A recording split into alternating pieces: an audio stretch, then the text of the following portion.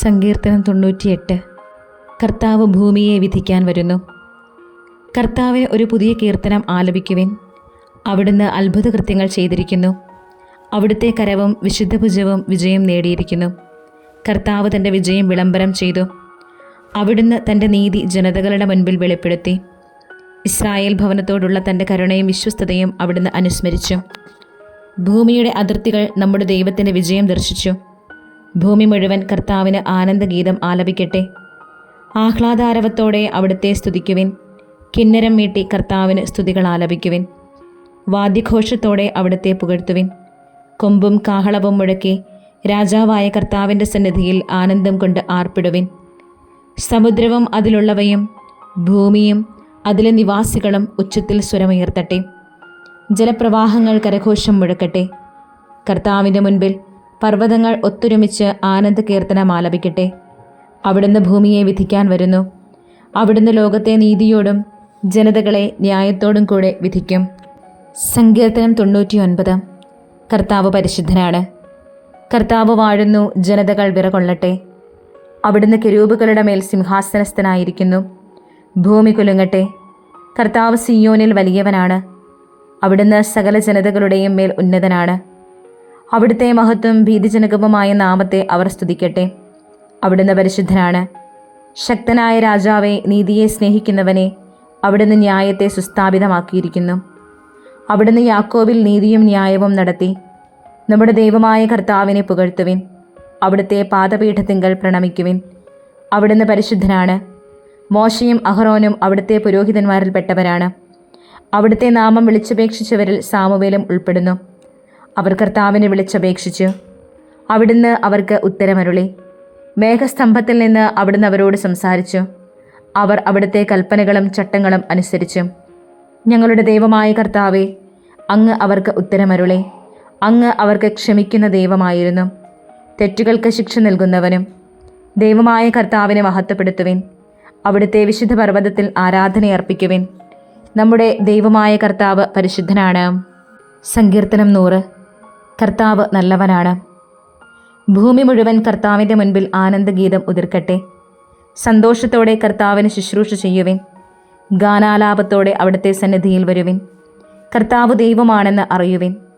അവിടുന്നാണ് നമ്മെ സൃഷ്ടിച്ചത്, നമ്മൾ അവിടുത്തേതാണ്.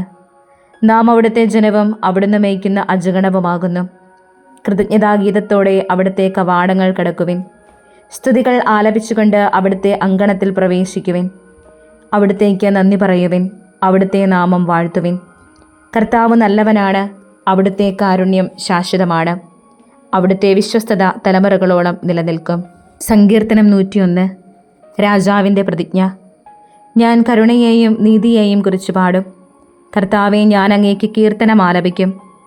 നിഷ്കളങ്ക മാർഗത്തിൽ ചിരിക്കാൻ ഞാൻ ശ്രദ്ധ വയ്ക്കും. എപ്പോഴാണ് അങ്ങ് എൻ്റെ അടുക്കൽ വരിക? ഞാൻ എൻ്റെ ഭവനത്തിൽ പരമാർത്ഥ ഹൃദയത്തോടെ വ്യാപരിക്കും.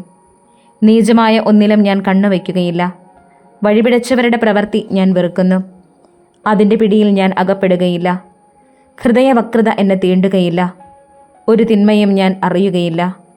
അയൽക്കാരനെതിരെ ഏഷണി പറയുന്നവനെ ഞാൻ നശിപ്പിക്കും. അഹങ്കാരിയെയും ഗർവിഷ്ഠനെയും ഞാൻ പൊറുപ്പിക്കുകയില്ല.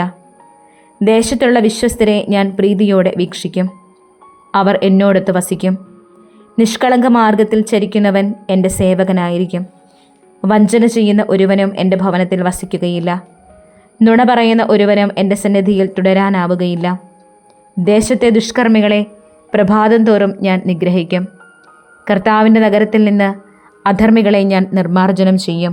സങ്കീർത്തനം 102. പീഡിതൻ്റെ പ്രാർത്ഥന. കർത്താവെ, എൻ്റെ പ്രാർത്ഥന കേൾക്കണമേ. എൻ്റെ നിലവിളി അങ്ങയുടെ സന്നിധിയിലെത്തട്ടെ. എൻ്റെ കഷ്ടതയുടെ ദിനത്തിൽ അങ്ങനിൽ നിന്ന് മുഖം മറയ്ക്കരുതേ. അങ്ങെനിക്ക് ചെവി തരണമേ. ഞാൻ വിളിച്ചപേക്ഷിക്കുമ്പോൾ വേഗം എനിക്കുത്തരമരുളണമേ. എൻ്റെ ദിനങ്ങൾ പുക പോലെ കടന്നു പോകുന്നു. എൻ്റെ അസ്ഥികൾ തീക്കൊള്ളി പോലെ എരിയുന്നു. എൻ്റെ ഹൃദയം പുല്ലുപോലെ വാടിപ്പോകുന്നു. ഞാൻ ആഹാരം കഴിക്കാൻ മറന്നു പോകുന്നു. കരഞ്ഞു കരഞ്ഞ് ഞാൻ എല്ലും തോലുമായി. ഞാൻ മരുഭൂമിയിലെ വേഴാമ്പൽ പോലെയാണ്, വിജനപ്രദേശത്തെ മൂങ്ങ പോലെയും. ഞാൻ ഉറക്കം വരാതെ കിടക്കുന്നു. പുരമുകളിൽ തനിച്ചിരിക്കുന്ന പക്ഷിയെപ്പോലെ ഏകാഗിയാണു ഞാൻ. എൻ്റെ ശത്രുക്കൾ ഇടവിടാതെ എന്നെ നിന്ദിക്കുന്നു. എന്നെ വൈരികൾ എൻ്റെ പേര് ചൊല്ലി ശപിക്കുന്നു. ചാരം എൻ്റെ ആഹാരമായി തീർന്നിരിക്കുന്നു. എൻ്റെ പാനപാത്രത്തിൽ കണ്ണീർ കലരുന്നു.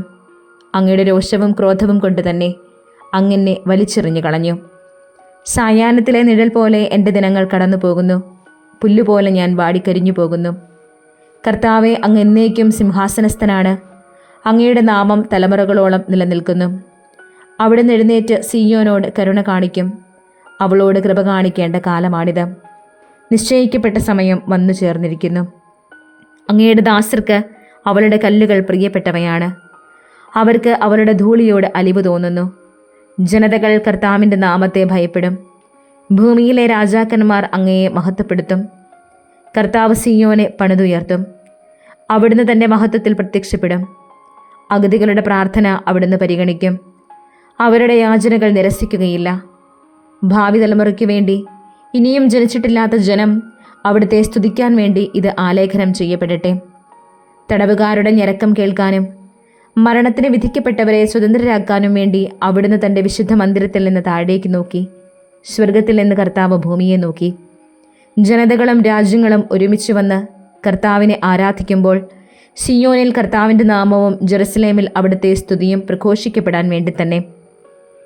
അവിടുന്ന് ആയുസ്സിൻ്റെ മധ്യത്തിൽ വെച്ച് തന്നെ എൻ്റെ ശക്തി തകർത്തു.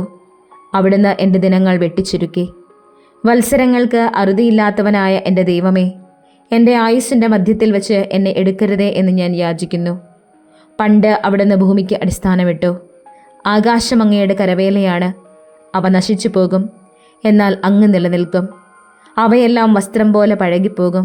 ഉടുപ്പ് മാറുന്നത് പോലെ അങ്ങ് അവയെ മാറ്റും. അവ കടന്നു പോവുകയും ചെയ്യും, എന്നാൽ അങ്ങേക്ക് മാറ്റമില്ല.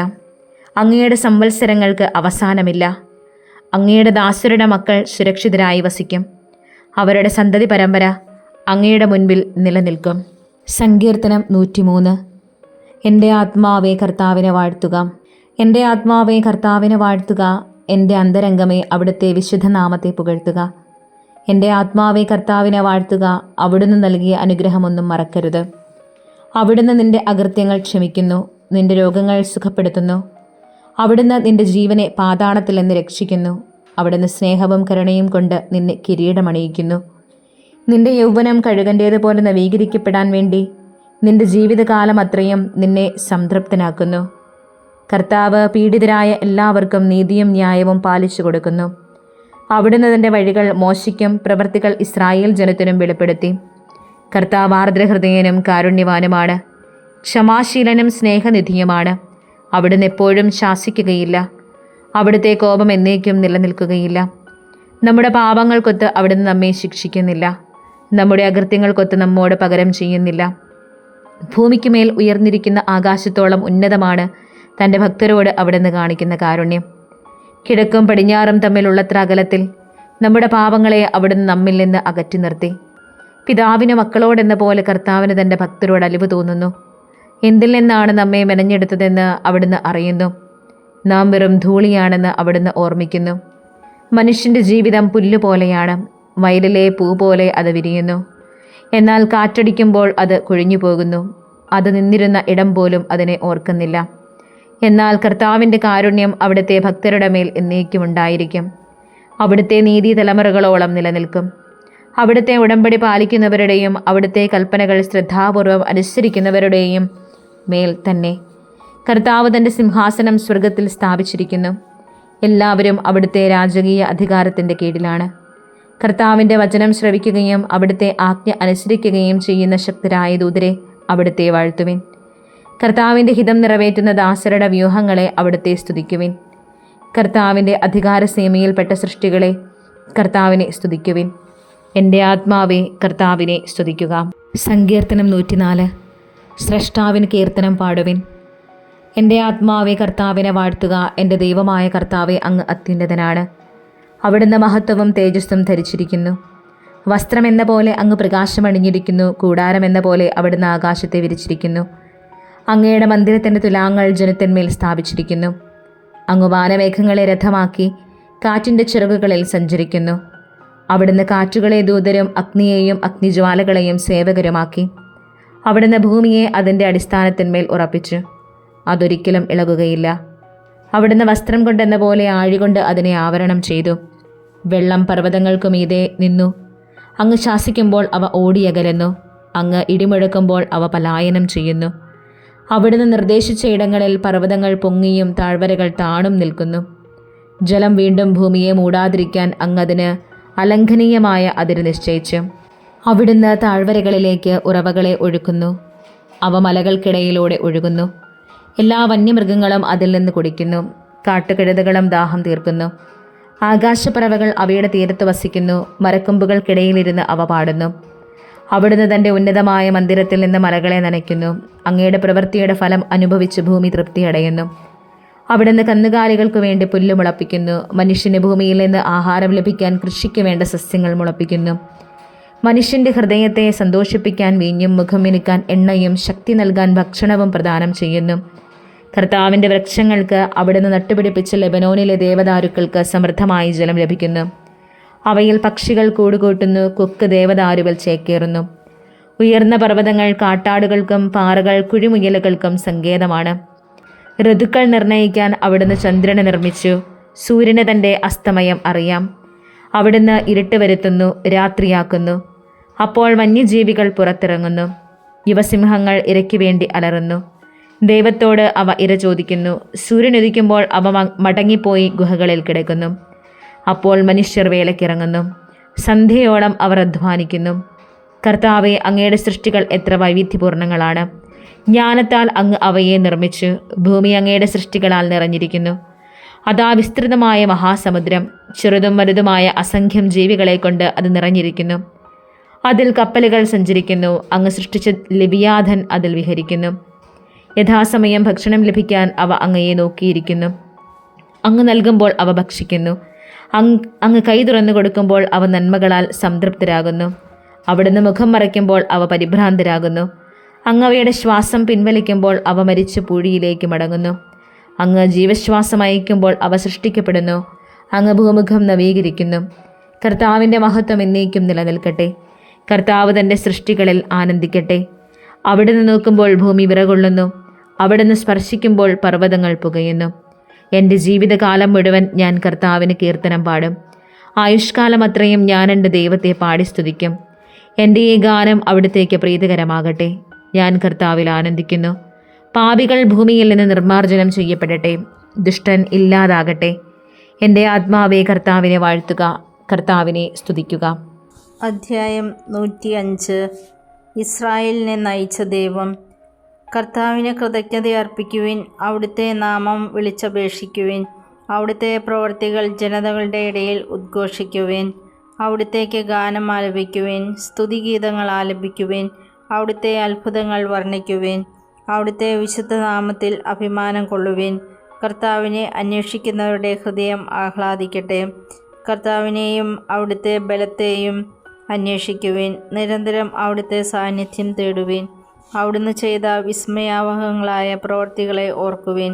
അവിടുത്തെ അത്ഭുതങ്ങളെയും ന്യായവിധികളെയും തന്നെ. അവിടുത്തെ ദാസനായ അബ്രാഹത്തിൻ്റെ സന്തതികളെ, അവിടുത്തെ തിരഞ്ഞെടുക്കപ്പെട്ടവനായ യാക്കോബിൻ്റെ മക്കളെ ഓർമ്മിക്കുവിൻ. അവിടുന്നാണ് നമ്മുടെ ദൈവമായ കർത്താവ്. അവിടുത്തെ ന്യായവിധികൾ ഭൂമിക്ക് മുഴുവൻ ബാധകമാകുന്നു. അവിടുന്ന് തൻ്റെ ഉടമ്പടി എന്നേക്കും അനുസ്മരിക്കും. തൻ്റെ വാഗ്ദാനം തലമുറകൾ വരെ ഓർമ്മിക്കും. അബ്രാഹത്തോടു ചെയ്ത ഉടമ്പടി ഇസ്ഹാക്കിന് ശപഥപൂർവ്വം നൽകിയ വാഗ്ദാനം തന്നെ. അവിടുന്ന് അത് യാക്കോബിന് ഒരു ചട്ടമായും ഇസ്രായേലിന് ശാശ്വതമായ ഒരു ഉടമ്പടിയായും സ്ഥിരീകരിച്ചു.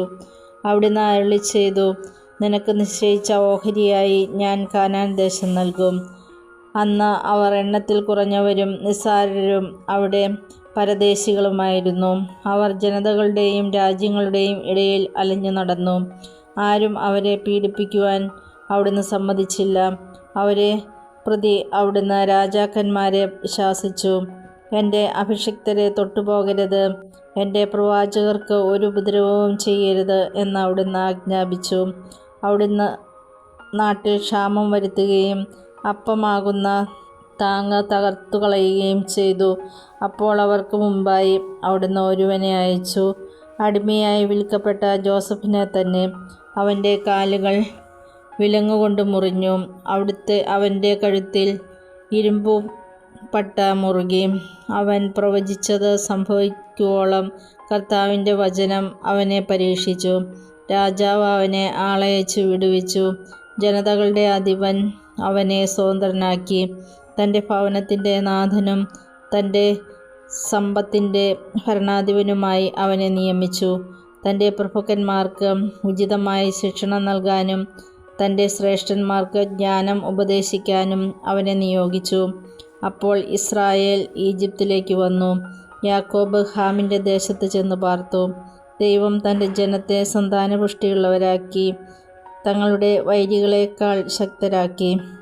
തൻ്റെ ജനത്തെ വെറുക്കാനും തൻ്റെ ദാസരോട് കൗശലം കാണിക്കാനും വേണ്ടി അവിടുന്ന് അവരെ പ്രേരിപ്പിച്ചു. അവിടുന്ന് തൻ്റെ ദാസനായ മോശയെയും താൻ തിരഞ്ഞെടുത്ത അഹ്റോനെയും അയച്ചു. അവർ അവരുടെ ഇടയിൽ അവിടുത്തെ അടയാളങ്ങളും ഹാമിൻ്റെ ദേശത്ത് അത്ഭുതങ്ങളും പ്രവർത്തിച്ചു. അവിടുന്ന് അന്ധകാരം അയച്ചു, നാടിനെ ഇരുട്ടിലാക്കി. അവർ അവിടുത്തെ വചനത്തെ എതിർത്തു. അവിടുന്ന് അവരുടെ ജലമെല്ലാം രക്തമാക്കി. അവരുടെ മത്സ്യങ്ങൾ ചത്തൊടുങ്ങി. അവരുടെ നാട്ടിൽ തവളകൾ നിറഞ്ഞു. അവരുടെ രാജാക്കന്മാരുടെ മണിയറകളിൽ പോലും ഈച്ചകളും പേനും പറ്റമായി വന്ന് അവരുടെ നാട്ടിലെങ്ങും നിറഞ്ഞു. അവിടുന്ന് അവർക്ക് മഴയ്ക്ക് പകരം കന്മഴ കൊടുത്തു. അവരുടെ നാട്ടിലെങ്ങും മിന്നൽ പിണർപ്പാഞ്ഞു. അവിടുന്ന് അവരുടെ മുന്തിരിത്തോട്ടങ്ങളും അത്തിവൃക്ഷങ്ങളും തകർത്തു. അവരുടെ നാട്ടിലെ വൃക്ഷങ്ങൾ നശിപ്പിച്ചു.